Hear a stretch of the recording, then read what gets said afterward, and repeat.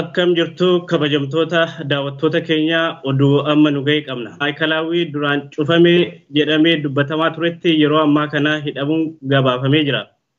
Jawaar Mohaammed waliin laawii bakka kanaan dura cufameera jedhamee turemetti yeroo ammaa kana obbo Jawaar Mohaammed dabalatee qabsaa'onni hedduu yeroo ammaa kana maayikalaawii duraan cufame. Jawaar Mohaammed meeshaalee waraanaa irraa hiikamuun yeroo ammaa hidhaa keessatti akka argaman illee gabaafamee jira.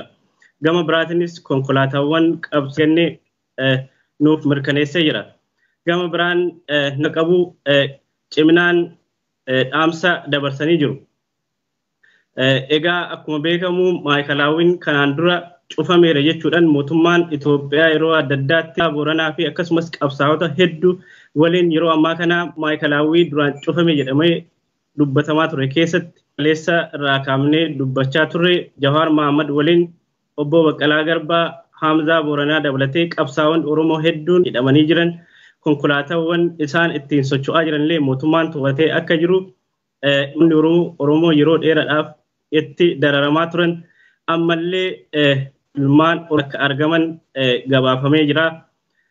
Gama biraatiin odeessi Amboorraa argannee akka dhimmooti Amboo qofa keessatti Ambootti awwaalamuu qabu Finfinneetti deebi'ee uummanni Oromoo akka qaba jechuudhaan uummanni Amboo, jaarsonni Amboo, qeerroon Amboo reeffi Hacaaluu Hundeessaa gara Finfinneetti akka deebi'u artist Hacaaluu Hundeessaatiin wal qabatee qabsaa'onni Oromoo xiinxalaa siyaasaa fi jabeessi qabsoo Oromoo obbo Jawaar Mohaammed fa'aa dabalatee hidhaa erga seenanii gabaasaa turre. Egaa yeroo ammaa kana maayikaliitti argaman immoo wal duraa duuban maddeen keenyarraa qulqulleeffannee kan isin biraan geenyu ta'a.